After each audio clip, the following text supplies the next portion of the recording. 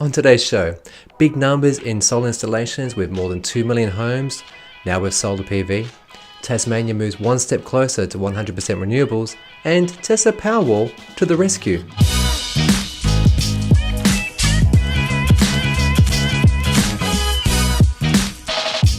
Alright, before we get into today's show, allow me to do some quick detail about what this is all about. My name's Chris, and for years I've been reading about renewable technologies such as solar, wind, wave, battery storage, and more recently, electric vehicles. And as exciting as these developments are, they'll save you money and they're really good for the environment. Most of the time, you'll never hear about them from our mainstream news agencies. As such, I hope to address this and plan to share with you on a weekly news show about renewable technologies and what the difference they're making not only in Australia but also the rest of the world. I'll do this in short summaries and offer an analysis and insights into issues which aren't always reported in a fair and equitable light. Hoping you'll join me, and if you haven't already, consider subscribing. Thanks in advance. So, with that over, let's get into our first bit of news. On Wednesday, the 9th of January, Peter Hannam from the Sydney Morning Herald reported that new solar energy installations in Australia tripled, with solid growth in rooftop solar helped by a massive increase in utility-sized ventures. The nation added over 3,775 megawatts of photovoltaic capacity last year. Compared to the year prior, with only 1,270 megawatts installed. That's like a 190% increase. Data was collected by Green Energy Trading, and they estimate in 2019 more than 4,700 megawatts will be added. Take a look at this table and note the increase year over year at the bottom, with homes continuing solar installations to decrease their electricity costs. And it's a good sign that this market isn't slowing. But the big story here is small-scale utility-sized solar farms, with more than 2,000 megawatts added, half of which in Queensland. This is truly inspiring news. My impressions of the data and Peter Hannam's report is that despite rising electrical costs in Australia, we're capitalising on the abundance of free energy that we get from the sun, with more than 2 million homes now sporting solar PV. Or put another way, that equates to about 1 in 5 houses with solar systems, and better yet, we have one of the highest penetration rates in the world. And for business, this means jobs and growth, with 6 panels being installed per minute. Next up, Tasmania is one step closer to being the first state to run on 100% renewable energy. Their ambitious goal to be free of mainland generators like coal and the national energy grid is being helped by the installation of a $280 million wind farm. To do this, 96 sections of wind turbine towers, each weighing like 150 tonnes, with more that go make their way from Burnie Port to the final destination in Granville Harbour. These massive 52 metre long, 61 metre high components will no doubt be a bit of a short-term bother for residents on local roads, where there'll be closures and traffic diversions. The project is supporting some 200 jobs during its construction, and there'll be 10 ongoing after completion. The wind farm would generate 112 megawatts from the 31 turbines.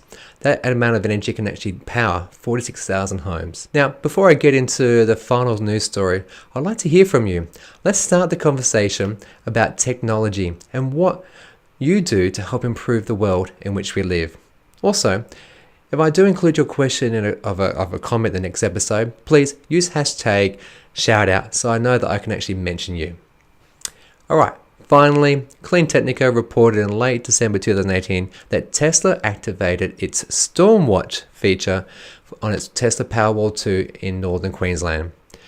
What's this and why is it newsworthy? Well, firstly, Tesla and other manufacturers like LG, Panasonic, and other smaller companies, they produce these battery packs ranging from just several kilowatts to, well, the sky's the limit, as well as your bank account.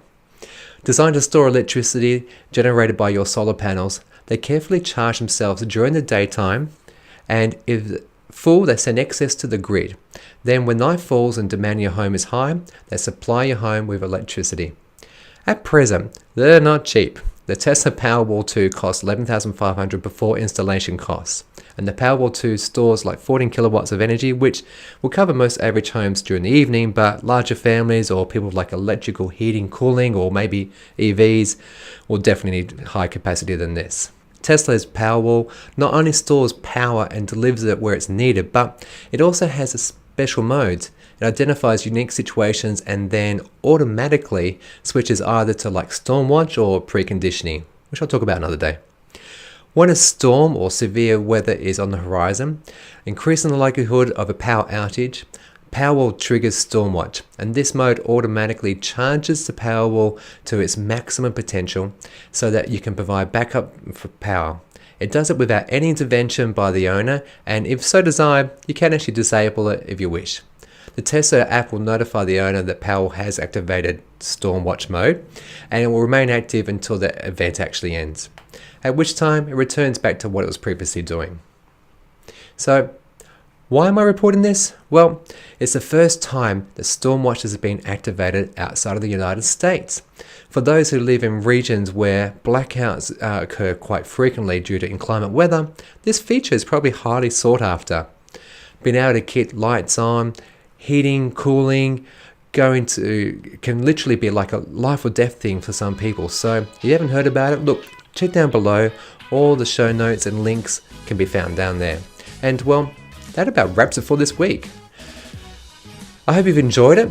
I want to hear from you. If you want to reach out to me, find me on Twitter or Instagram, where I post a bit more regularly. And well, this is awkward. I don't have like a outro, so let's try this. Stay greeny. No. Stay solar. Stay sunny. Stay windy. Stay charmed.